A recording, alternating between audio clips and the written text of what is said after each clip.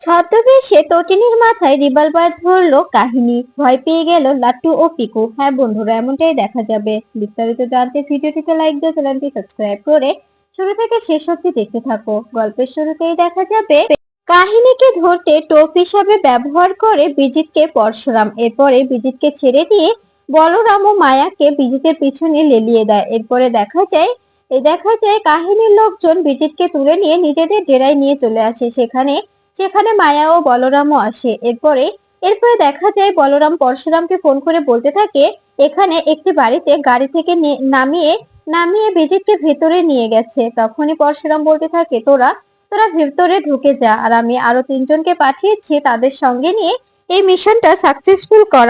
আমি জানি তোরা পারবি, তুই অবশ্যই পারবি বলরাম, আমার তোর উপরে অতি অতি বিশ্বাস আছে, তুই একদম ভাববি না। এদিকে দেখা যায় বিজিতকে নিয়ে লোকটি এসে কাহিনীর দরজায় নক করে। এরপরে দেখা যায় বিজিত বলতে থাকে তুমি কিন্তু একদম ঠিক করলে না, এভাবে আমাকে এখানে তুলে আনার মানে কি? আমি আমি আয়ুষীকে তুলতে যাব, আমাকে যেতে হবে। এরপরে এরপরে দেখা যায় তখন লোকটা বলতে থাকে একদম বাড়াবাড়ি করবে না, যেটা বলছি সেটা করো, যেটা যেটা তোমাকে বলা হচ্ছে সেটা করো। নিজের জীবন যদি বাঁচাতে চাও তবে তবে আমরা যেভাবে বলছি ঠিক সেভাবেই করো, এর বাহিরে আর কিছু করার চেষ্টাও করো না।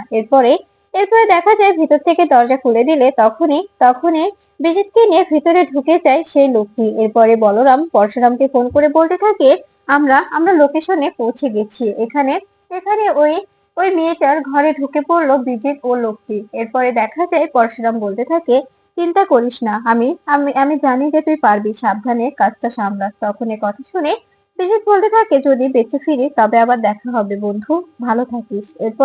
এদিকে দেখা যায় তোটেনে ঠাকুরের সামনে গান গাইতে থাকে আর ঠাকুরকে আরতি করতে থাকে। এরপরে তোটেনে বলতে থাকে ঠাকুর আমার পরিবারকে তুমি রক্ষা করো, আমার পরিবারের যেন কোনো কিছু না হয়, আমার পরিবারটা যেন একদম একদম সুখে সুখে ভরিয়ে থাকে, ঠিক যেমন আগে আমরা থাকতাম হাসি খুশি তেমনই থাকতে চাই। কখনো আমাদের পরিবারের মধ্যে তুমি অশান্তি নামিয়ে দিও না। এরপরে দেখা যায় তোটেনের এই কান্না দেখে পিকু বলতে থাকে মাম্মি কি বলছো এসব? আমাদের পরিবারে কে কি করবে বলো? তখনই তটিনী বলতে থাকে না মা, বুঝবে না, তোমরা তোমরা তো ছোট, তোমরা অনেক ছোট, তোমরা তোমরা এসবের কিচ্ছু বুঝবে না। তখনই তটিনীর কথা শুনে পিকু বলতে থাকে আমি জানি পরিবার মানে ফ্যামিলি, তবে তবে আমাদের ফ্যামিলিতে কি হয়েছে মাম্মি, বলো না প্লিজ বলো। তখনই লাট্টু বলতে থাকে আচ্ছা মাম্মি, আমাদের পরিবারে কোনো ঝামেলা হয়নি তো? আমাদের পরিবারে আমরা সবাই সুখে থাকতে পারবো তো? তখনই তটিনী বলতে থাকে হ্যাঁ বাবা, আমরা সবাই একসঙ্গে সুখে শান্তিতে থাকতে পারবো। আমাদের পরিবারে কখনো কোনো কোনো বিপদ আসতে দেব না আমরা, তোমার পা কখনো আমাদের পরিবারে বিপদ আসতে দেবে না। এরপরে দেখা যায় এদিকে এদিকে বলরাম বারবার দরজা নক করে কিন্তু কোনোভাবেই ভেতর থেকে দরজা না খুললে তখনই বলরাম দরজায় লাথি মারে আর বলতে থাকে দরজাটা ভেঙে ফেলতে হবে, তা না হলে কিছুতেই হবে না।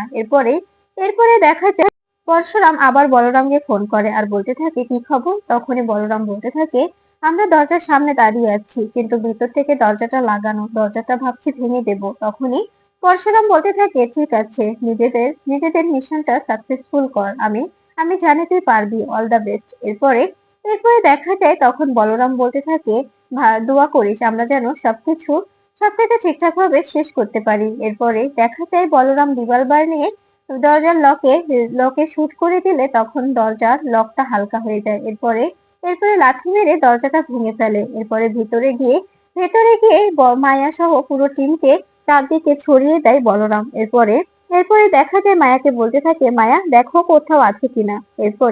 এদিকে দেখা যায় পরশুরাম বসে বসে ভাবছে। ঠিক তখনই কাহিনী ফোন করে আর বলতে থাকে কি মিস্টার পরশুরাম, আমাকে ধরা এতটাও সহজ নয়। তোমরা তোমরা কি ভেবেছিলে এতটাই সহজ আমাকে আমাকে টোপ দিয়ে ধরে ফেলবে? কিছুতেই নাই, ধাপ্পা দিয়ে দিলাম এমন ভাবে, একবারে বোকা বনে চলে গেছো তুমি। তোমার তোমার চালে তোমাকে বাজিমাত করলাম, কি ভেবেছিলে এত সহজ কাহিনীকে ধরা এতটাও সহজ নয়, কাহিনীকে ধরা এতটাও সহজ নয় যতটা সহজ তুমি ভেবেছিলে। আমি আমি হচ্ছি একদম একদম পাকাল মাছ, আমাকে ধরবে তুমি?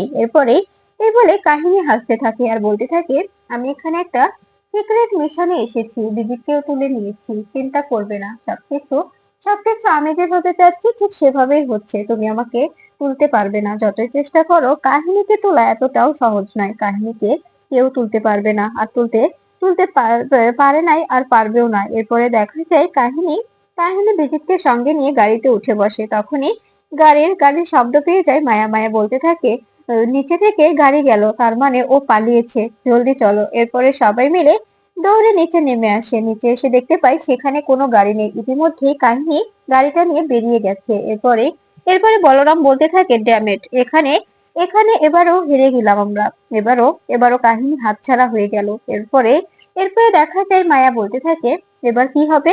তখনই বলরাম পরশুরামকে ফোন করে বলতে থাকে, পাখি পাখি পালিয়েছে, ধরতে পারলাম না, ক্ষমা করে দিস। এই কথা শুনে দেখা যায় পরশুরাম বলতে থাকে, ভাববি না, সবকিছু ঠিকঠাক হয়ে যাবে, অবশ্যই অবশ্যই ধরবো আমরা, কিন্তু কিন্তু আমার মনে হচ্ছে এখনকার টার্গেট হচ্ছে ব্রিজিত, এরপরে আয়ুষী, তারপরে আমি। এই কথা শুনে অবাক হয়ে যায় বলরাম। বলরাম বলতে থাকে, কি বলছিস এসব?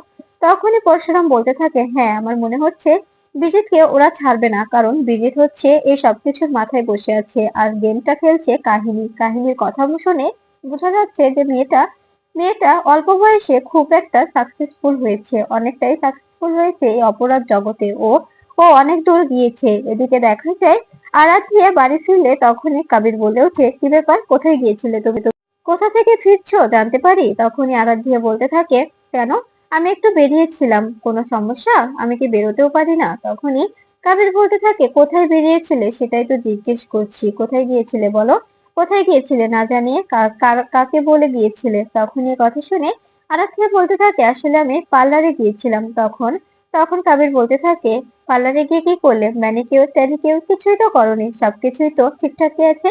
তবে কোথায় গিয়েছিলে সত্যি করে বলো, একদম মিথ্যে বলবে না, মিথ্যে বলার কোনো চেষ্টা করবে না, তুমি আমার চোখে ধুলো দিতে পারবে না। তখনই আরাধ্যা বলতে থাকে, তুমি কি আমাকে জেরা করছো?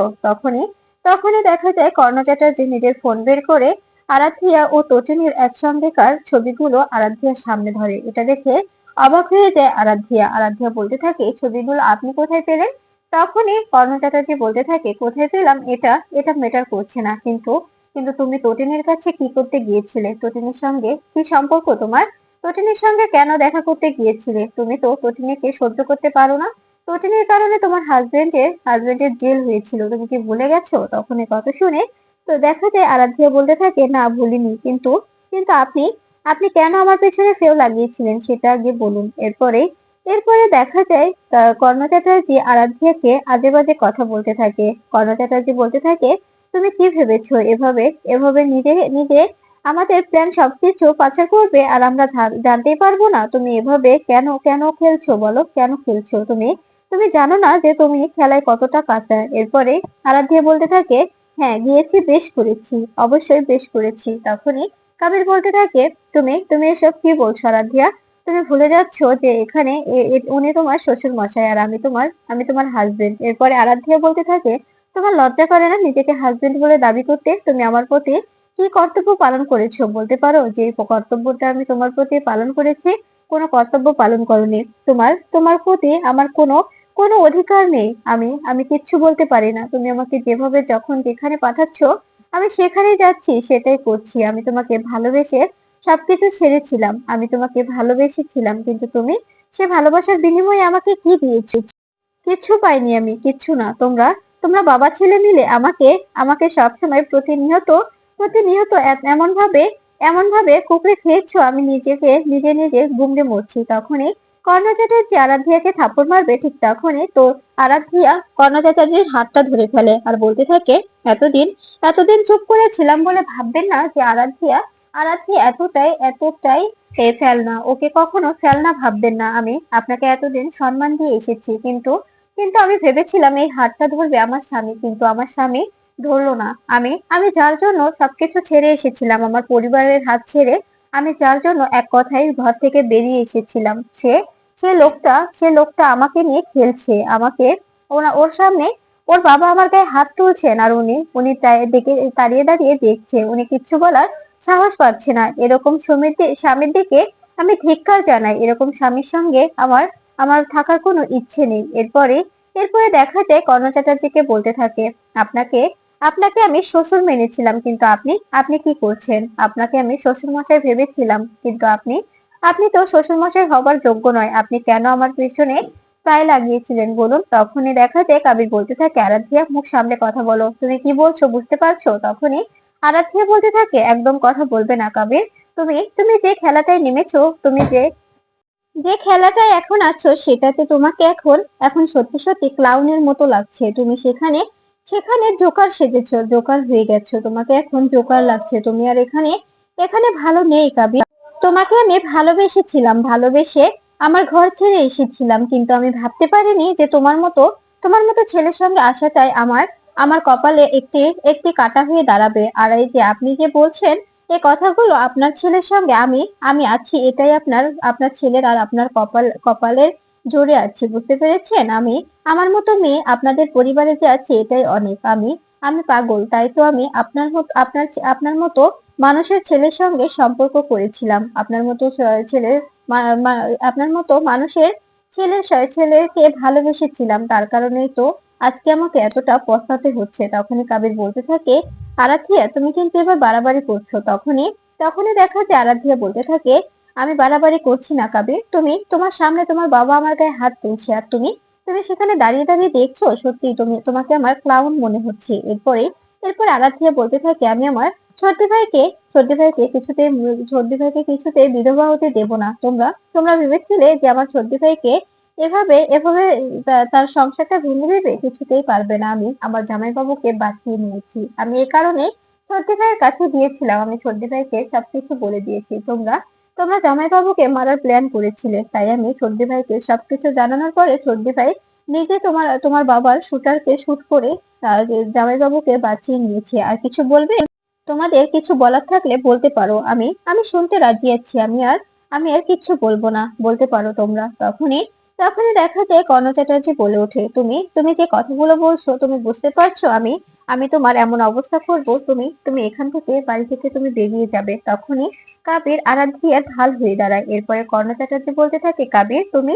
তখনই কাবির বলতে থাকে, হ্যাঁ ড্যাড, আমি আমি বুঝতে পারিনি, কিন্তু কিন্তু আমি আমি কিছুতেই আরাধ্যার অসম্মান মেনে নিতে পারবো না। কারণ আমি চাই না যে আমার মায়ের মতো আরাধ্যার অসম্মান হোক, আরাধ্যাও এই বাড়ি ছেড়ে বেরিয়ে যাক। আরাধ্যা ভেতরে যাও, আমি ড্যাডির সঙ্গে কথা বলছি, ভেতরে যাও। এরপরে আরাধ্যা চলে গেলে তখন কাবির কাঁদতে থাকে আর বলতে থাকে, ড্যাডি আমাকে ক্ষমা করে দাও। আমি আমি সত্যি বলছি, আমি আমি ছোটবেলা থেকে আমার মাম্মিকে পাইনি। আমি আমার মাম্মিকে চারপাশে খুঁজে বেরিয়েছি, কিন্তু তুমি তুমি আমার মাম্মির থেকে আমাকে আলাদা করার কারণে আমি মাম্মির ভালোবাসাটা পাইনি, এখনো পাই না। আমি এখনো মাম্মির ভালোবাসা পাওয়ার জন্য উন্মাদ হয়ে থাকি। এরপরে দেখা যায় কাবির আরো বলতে থাকে, কিন্তু আমি আমি চাই না যে আমার সন্তান, সে আমার প্রজন্ম, সে কখনো তার মাম্মিকে ছাড়া থাকুক। তার মাম্মির থেকে তাকে আলাদা করতে আমি চাই না। আমি তোমাকে কষ্ট দিতে চাইনি, কিন্তু কিন্তু এটাও তো ফ্যাক্ট, তাই না? তুমি আমাকে ক্ষমা করে দিও, আমাকে আমাকে ক্ষমা করে দিও ড্যাডি। তখনই কর্ণ চ্যাটার্জি বলতে থাকে, কাবির এসব তুমি কি বলছো? তখনই কাবির বলতে থাকে, হ্যাঁ ড্যাডি, আমি আমি বলতে বাধ্য হচ্ছি, কারণ কারণ আমি আরাধ্যাকে ভালোবাসি। সত্যি তো, ও যে একটা কথা বলেছে যে আমি ক্লাউন হয়ে গেছি, সত্যি আমি ক্লাউন হয়ে গেছি। ও আমাকে ভালোবেসে ঘর ছেড়েছিল, তুমি ওকে বের করে দেওয়ার কথা বললে ও কোথায় যাবে বলো? এরপরে দেখা যায় বলে কাবির চলে গেলে তখনই কর্ণ চ্যাটার্জি কাঁদতে থাকে আর বলতে থাকে, তুই তো আমার শখ ছিলি কাবির, আর আজকে তুইও আমাকে একা করে দিয়ে গেলি। তুইও একা করে আমাকে ছেড়ে গেলি। একদিন একদিন লাহোরে আমাকে বুঝতে না পেরে আমাকে ছেড়ে দিয়েছিল, আর আজকে আজকে তুইও চোখে আঙুল দিয়ে দেখিয়ে দিলি যে আমি একটা খারাপ মানুষ। ঠিক তখনই কাহিনী কর্ণ চ্যাটার্জিকে ফোন করে আর বলতে থাকে, কি মিস্টার কর্ণ চ্যাটার্জি, আমি কাহিনী বলছি, চিনতে পারছেন নিশ্চয়ই? তখন এই কথা শুনে দেখা যায় কর্ণ চ্যাটার্জি বলতে থাকে, তুমি আমাকে কেন ফোন করেছো? তখনই কাহিনী বলতে থাকে, আমি আমি খেলাটা অনেক দূর এগিয়ে এসেছি। আমি আমি বিজিতকে পরশুরামের ফাঁদ থেকে বের করে নিয়ে নিজের কাছে তুলে নিয়ে এসেছি, নিজের কাছে এখন জিম্মি করে রেখেছি। চিন্তা করবেন না, খেলাটা একদম শেষ পর্যায়ে এসে গেছে। খেলাটা শুরু করেছি আমি আর শেষও করব আমি। যাই হোক না কেন, খেলাটা আমার হাতেই শেষ হবে। কারণ কারণ আমি বলেছিলাম না, আমি একটা সিক্রেট মিশনে এসেছি। আমার অনেক অধিকার বঞ্চিত হয়েছে, সেই অধিকারগুলো আমি আমি ফিরে পেতে চাই। সেই অধিকারগুলো আমার একদম ফিরে পেতে হবে। আমি সেই অধিকার নিতে এসেছি, সেই অধিকারগুলো আমাকে বুঝিয়ে দিতেই হবে আপনার। তখনই কর্ণ চ্যাটার্জি বলতে থাকে, আমি তোমার কথাগুলো কিচ্ছু বুঝতে পারছি না, অধিকার মানে? তখনই দেখা যায় তখনই কাহিনী বলতে থাকে, ছোটবেলা থেকে অনেক কিছু থেকে বঞ্চিত হয়েছি, ভালোবাসা, স্নেহ, মায়া, সবকিছু থেকে। সবকিছুর ভাগ চাই আমার। সে ভাগ চাইতে তো কোনো অন্যায় নেই, তাই না? সে ভাগ তো সবাই চাইতে পারে, যে ভাগটা যার প্রাপ্য সে তো অবশ্যই চাবে, এটাতে তো কোনো অন্যায় থাকতে পারে না। তখনই কর্ণ চ্যাটার্জি বলতে থাকে, সত্যি আমি তোমার কোনো কথা বুঝতে পারছি না। এরপরে দেখা যায় কাহিনী ছদ্মবেশে তটিনীদের বাড়িতে আসে। এরপরে তটিনীর মাথায় রিভলভার ধরলে অবাক হয়ে যায় তটিনী। তখনই কাহিনী বলতে থাকে, আপনি নিশ্চয়ই আমাকে চিনতে পারেননি, আমি কাহিনী, আপনাদের আপনাদের জম। এরপরে দেখা যায় কাহিনী বলতে থাকে, এসব কি হচ্ছে? তখনই লাট্টুপটু চিৎকার করে কাঁদতে থাকে আর বলতে থাকে, তুমি কে? আমার মাম্মির মাথায় রিভলভার কেন ধরেছো? রিভলভার নামাও বলছি, নামাও। আমার মাম্মিকে মেরো না।